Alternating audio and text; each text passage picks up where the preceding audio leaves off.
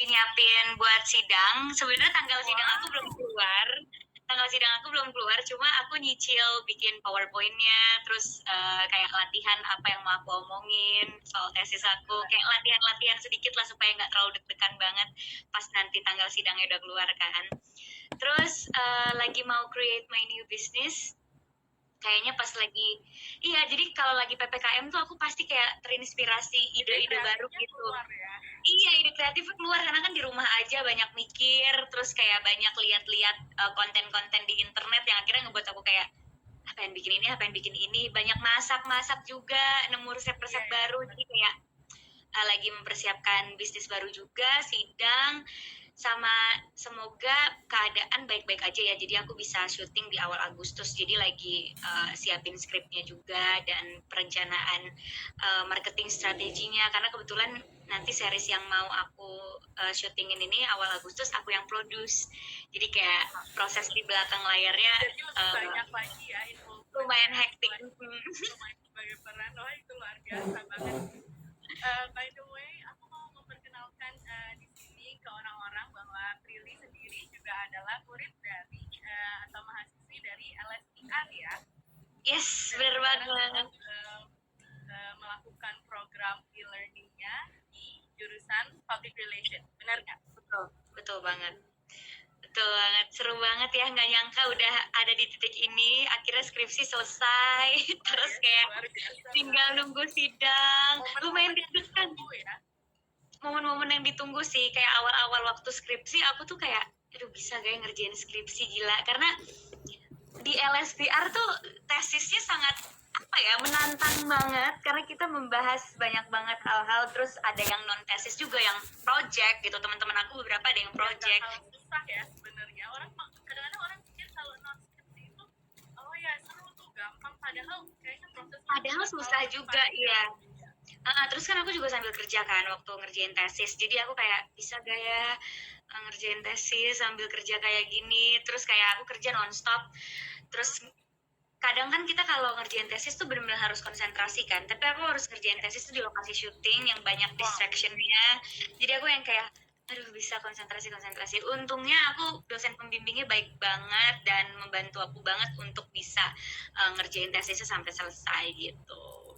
Nggak ngebayangin ya, di tengah kesibukan itu masih terus mengejar impiannya dan juga tidak melupakan edukasi dalam hidup ini. Harus dong. By the way, aku mau info untuk orang-orang ini yang udah ikutin live. Terima kasih banyak sudah ikut di sini dan berpartisipasi dalam live kita ya, Prilly. Nah, nanti di sini yang pasti sebagai penghargaan kita akan memberikan 2 pertanyaan di akhir sesi dan juga pastinya ada door prize yang seru. Akan ada 2 pemenang dan mendapatkan door prize berupa t-shirt dari LSPR Bali. Oke, sebelum ke topik utama kita nih, Pril, aku nih penasaran. Sekarang kan kita tahu kalau Pril itu orangnya sangat sudah energetik, aktif, banyak prestasi, cantik. Nah, tapi yang pasti yang nggak kita lupa dari kehebatan yang kita punya sekarang itu pasti ada masa-masa kecil yang sangat membentuk kita. Jadi aku pengen kenal nih, Prilly waktu kecil itu seperti apa sih? Aku tuh sebenarnya masa kecil aku tuh very normal, kayak anak-anak kecil pada umumnya aja sih sebenarnya, kayak, dan orang tua aku itu sangat santai sebenarnya. Jadi kalau orang ngelihat aku, mereka pasti berpikir orang tua aku tuh yang kayak very disiplin atau kayak gimana. Iya, strict. Sebenarnya kalau diinget-inget, mama papa aku tuh tipe yang kayak santai banget, paling mengingatkan sekali 2 kali, tapi nggak yang memaksa. Aku nggak pernah menemukan momen di mana aku dipaksa ngerjain PR. Kayak terserah aku aja gitu. Jadi papa mama aku selalu kayak, jadi gini, cara didik dia itu, dia kayak ngasih tahu apa yang harus aku lakukan, terus dampaknya kalau aku tidak melakukan itu. Kayak bukannya yang kayak kerjain PR sekarang, udah ada belum PR-nya, udah dikerjain belum, sebenarnya bukan kayak gitu, tapi kayak lebih memberi pengertian gitu ya. Iya, mungkin lebih ke gini motivasi Kakak. juga. Sebenarnya kalimatnya doang yang diganti. Jadi kayak misalnya terserah kamu mau ngerjain PR-nya sekarang atau nanti. Tapi kalau misalnya nanti takutnya terburu-buru terus nggak maksimal. Terus kalau nggak maksimal nanti nilai kamu nggak bagus. Nanti kalau nilai kamu nggak bagus, susah loh nanti untuk masuk SMP-nya waktu SD kayak gitu. Jadi Oke. lebih Jadi ke analisa sendiri gitu iya, ya. narasinya tuh dirubah gitu. Jadi bukannya disuruh, tapi dikasih pengertian kalau aku nggak ngerjain PR akibatnya apa, dan kalau aku ngerjain PR sekarang manfaatnya apa, kayak gitu loh. Bagus Jadi dari banget sih, kecil, justru menstimulate perasaan dan sadar sendiri ya. iya, jadi dari kecil tuh udah dididiknya kayak kita harus menganalisa sendiri gitu. Kayak misalnya, oh berarti kalau gue nggak ngerjain PR sekarang, nanti nilainya takutnya nggak maksimal kayak gitu. Sama mama aku sih lebih kayak banyak ngasih aku, masukin aku ke les-les sih, kayak aku les bimbel, les sempoa, terus juga les nyanyi, les piano. Jadi semua tuh dilesin sama dia sampai aku menemukan apa yang beneran aku suka. Jadi dilesin sama dia semuanya, terus dilihat mana nih yang aku nggak perform. Misalnya, oh ternyata sama sih. iya kan? Banget. Jadi misalnya Iya. aku pernah dilesin biola, terus ternyata aku nggak perform di les biola itu. Oh ya udah, berarti nggak usah diterusin. Berarti aku memang minat bakatnya bukan di situ. Nggak dipaksain. Akhirnya dicari yang aku perform. Oh ternyata justru aku perform di nyanyi. Oh berarti mungkin aku lebih harus diseriusin di nyanyi. Jadi bukannya kita dilesin di hal-hal yang kita nggak perform, tapi justru malah kita dilesin di hal yang kita perform. Karena biasanya orang kan kalau ngedidik kayak gini kan, aduh nilai anak gue matematikanya jelek, berarti harus dilesin matematika Iya, sampai nilai dia itu bagus. malah menyiksa ya sebenarnya, karena nggak bisa. Iya. Iya, justru kalau aku dilesin yang aku perform gitu, kayak oh ternyata Pril di biola nggak perform, ya udah diberhentiin karena berarti minat bakatnya bukan di situ. Performnya di nyanyi, oh ya udah diseriusin di nyanyi. Bimbel pun juga gitu, kayak oh Prilly nggak perform kayak di pelajaran ini, kalau gitu jangan dipaksa untuk dia harus jangan dipush terus. Oh dia perform malah di matematika, kalau gitu dilesinnya matematika aja supaya belajarnya lebih kerasa menyenangkan. Gitu, jadinya aku difokusin apa yang aku suka. Kayak gitu sih dari kecil. Nah berarti Prilly aktif juga ya waktu kecil karena banyak lesnya macem-macem dan juga kegiatan sekolah pastinya. Nah aktif banget. Itu kan dulu nih, kalau misalnya sekarang di masa pandemi ini kesibukannya gimana Prilly? Berkurang atau malah justru tambah hektik, misalnya jadi banyak live, banyak diskusi gitu, itu gimana? Nah, sebenarnya di PPKM sama aja sih, bedanya cuma sekarang semuanya serba digital. Kalau berkurang pasti berkurang di bidang entertainment-nya ya, karena aku nggak nerima pekerjaan sama sekali during this PPKM, karena menurut aku kayak lebih baik ya udah di rumah aja, nggak usah dipaksain juga, karena kita juga udah nggak mungkin bisa syuting kan, karena crowd restriction juga. Betul. Jadi ya udah syuting nggak sama sekali di bulan Juli ini. Hopefully di bulan Agustus sudah bisa syuting. Terus ya paling kalau meeting-meeting untuk bisnis, terus kayak untuk acara-acara lain yang dilakukan via Zoom sih. Jadi sebenarnya di PPKM kali ini lumayan lebih santai, cuma lebih santai di aktivitas kayak fisiknya ya, karena nggak kemana-mana. Cuma di otaknya tuh kayak lebih hektik karena kita harus kan, karena ada shifting dari kita ketemu sama orang. Kemarin kan udah sempet new normal, kita meeting sama orang lagi, terus tiba-tiba di Zoom lagi, yang akhirnya harus kayak nggak tahu ya, kalau aku meeting di Zoom tuh nggak terlalu kurang efektif menurut aku gitu. Betul.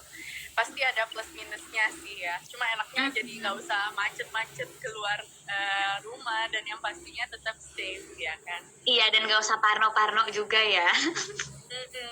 Nah, tapi ngomongin tentang film dan juga syuting nih, udah berapa banyak sih series dan juga film yang udah kamu bikin? Kira-kira. Aduh, kira-kira berapa ya? Kira-kira aja. Film kayaknya sekitar 6 atau 7 gitu ya, sama yang belum tayang. Terus kalau series, dari sebelum pandemi aku sebenarnya udah main 2 series digital. Jadi sebelum pandemi aku udah nyobain syuting series digital 2. Terus pas during COVID malah banyak banget series digital ya. Kayak aku udah syuting 3 lagi pas COVID sama yang sekarang tayang, jadi total 5. Abis itu nanti mau syuting lagi 3 lagi upcomingnya tahun Gila. ini. Wow, Gitu. itu banyak sih ya. Jadi Iya, karena dan seriesnya semoga jalan terus terus. berkembang ya. Jadi kayak sebenarnya sibuknya jadi sama, cuma platformnya aja yang beda. Dulu mungkin platformnya di TV atau di bioskop, sekarang jadinya di digital platform gitu. Terus selain dari bikin film dan juga yang pasti sekarang belajar mulai memproduksi film itu sendiri, aku lihat kamu juga sekarang terjun ke bidang pendidikan dan menjadi brand ambassador sebuah aplikasi belajar. That is so cool because kayak kita semua ke jalan itu kan, maksudnya sekarang semuanya serba daring, online school, Yes. dan I think it's a really good way to make video tutorial cara berhitung misalnya matematika atau sains, semuanya itu keren banget sih. Dan tapi kenapa nih alasannya mereka memilih kamu, Pril? Sebenarnya aku tuh ini story-nya lucu banget sih. Jadi aku tuh sebenarnya ketemuan sama Mas Iman, CEO-nya Ruang Guru, dan kita tuh nggak ada omongan aplikasi tersebut sama sekali, nggak ada gitu. Jadi emang ketemuan kita di Bali, have fun, just want to have dinner, nice dinner, terus abis itu ngobrolin soal pendidikan. Karena pada saat itu walaupun di Bali aku tetap bawa skripsi aku. Wow. jadi pada saat itu aku tetap bawa laptop dan ya tetap bawa buku catatan kemana-mana gitu. Jadi pas lagi dinner aku juga sambil ngerjain, karena kan pada saat itu aku harus ngumpulin skripsi kan, harus store terus ke dosen pembimbing kan, untuk dilihat, untuk direvisi gitu, harus update terus. Jadi pada saat aku liburan itu aku tetap kerjain skripsi, terus akhirnya ngomongin lah ke pendidikan, ya ampun lo udah kerja dan lagi liburan aja tetap skripsi ya. Terus aku bilang ya abis mau gimana lagi gitu, kita nggak bisa maksudnya nggak bisa cuek sama pendidikan, karena menurut aku pendidikan itu sangat amat penting. Walaupun stigmanya masih loh ya sampai sekarang di 2021, stigma adalah ngapain sih perempuan harus sekolah tinggi-tinggi, karena kan kita ujung-ujungnya bakalan jadi ibu rumah tangga, bakalan. Padahal salah banget ya kan. Menurut aku ibu rumah tangga yang baik juga butuh pendidikan yang tinggi ya kan. Exactly, menurut aku kayak ya kalaupun kita ujung-ujungnya jadi ibu rumah tangga, misalnya nanti pas aku menikah aku berubah pikiran, aku kayak udah deh I just wanna focus to with my family, aku udah nggak mau kerja lagi. Tapi menurut aku anak aku berhak mendapatkan ibu yang cerdas gitu. Kayak gimana caranya aku mengedukasi anak aku kalau aku nggak punya pendidikan yang cukup, gimana caranya aku bisa mengedukasi anak aku, bisa ngasih tahu anak aku gitu kalau aku nggak punya pendidikan yang cukup. Jadi menurut aku menjadi ibu rumah tangga itu adalah pekerjaan yang sulit juga, kita nggak bisa meremehkan ibu rumah tangga gitu. Iya, kayak nanti juga jadi ibu rumah tangga loh, emang jadi ibu rumah tangga nggak susah? Jadi ibu rumah tangga kita harus bisa memanage keluarga, kita harus bisa mendidik anak kita, dan itu memerlukan kecerdasan dan bekal ilmu yang cukup gitu. Makanya menurut aku justru perempuan penting banget untuk meraih ilmu setinggi-tingginya dan menjadi perempuan yang berpendidikan gitu, karena kita yang akan menjadi kayak pilar keluarga kita gitu. Menurut aku iya, laki-laki memang kepala keluarga, tapi perempuan tuh yang kayak mengatur semuanya, memanage semuanya, memanage. Kita panahnya si laki-lakinya adalah yang memberi tenaga. Busurnya, exactly ya. Jadi kita yang memanage uang, kita yang mendidik anak. So we need to be smart woman untuk menjadi ibu rumah tangga gitu.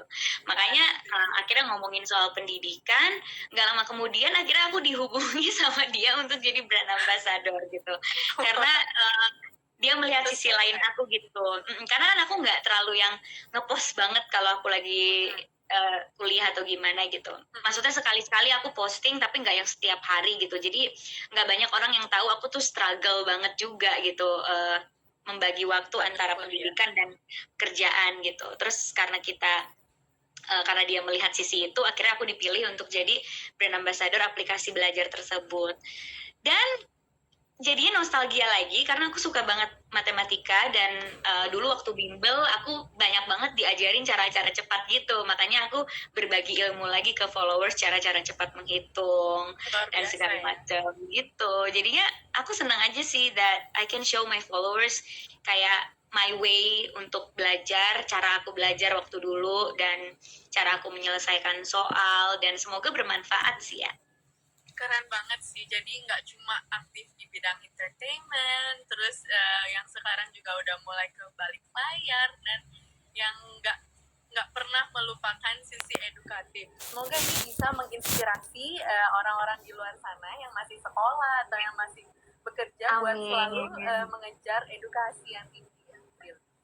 Amin, amin Bang. Tadi ngomongin tentang skripsi yang dibawa kemana-mana itu ya. Sekarang kamu lagi mau lulus berarti ya. Gimana proses skripsinya itu? Kan kamu bawa terus tuh kemana-mana. Apakah itu beban buat kamu? Apa itu justru kamu bawa supaya setiap kamu mendapatkan inspirasi itu kamu langsung bisa tulis gitu? Atau gimana sih prosesnya? Apakah senang juga? Sebenarnya kalau aku suka baca skripsi aku berulang-ulang karena to make sure everything is perfect dan udah kayak tersusun dengan baik gitu.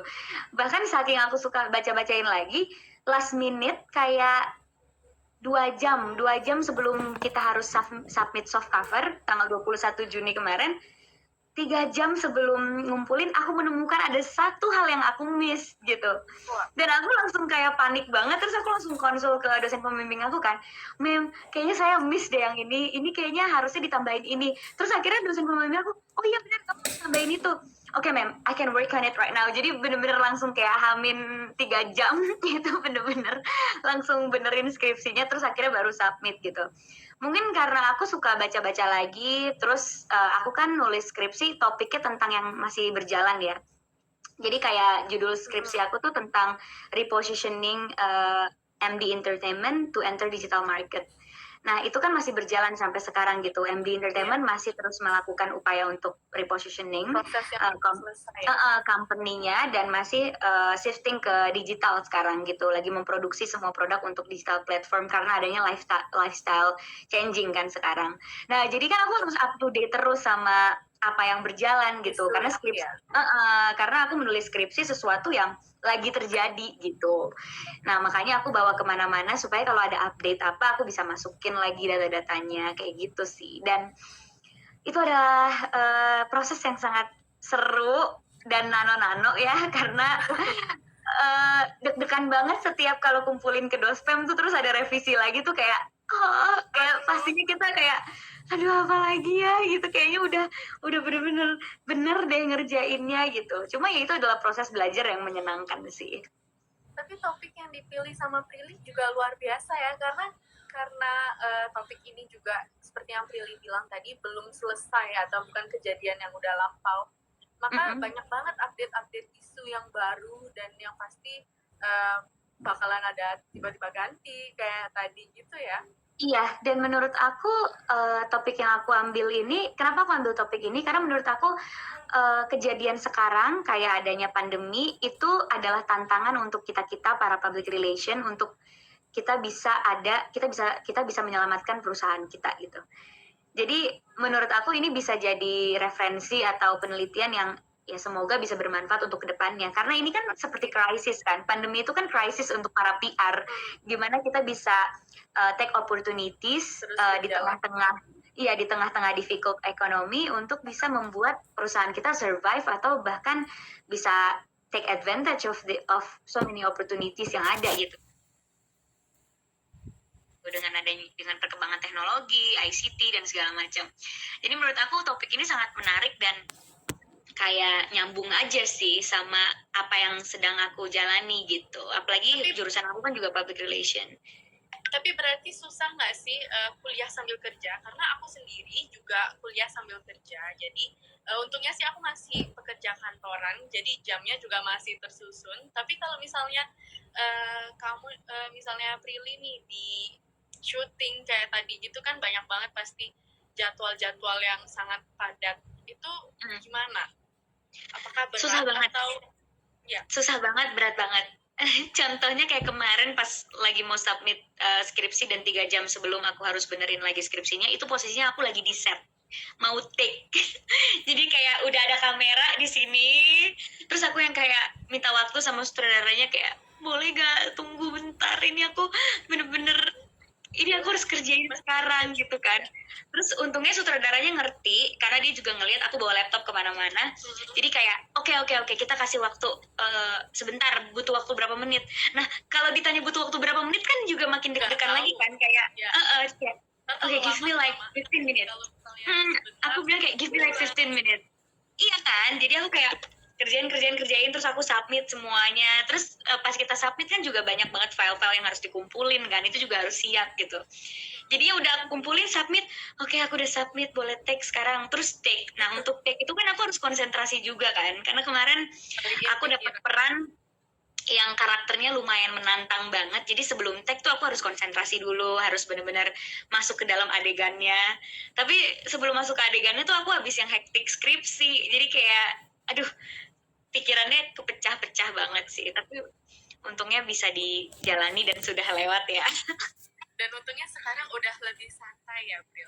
Kan tadi Prilly udah bilang kalau sekarang lebih banyak aktivitas di rumahnya walaupun nggak mengurangi tingkat keproduktivitasan itu.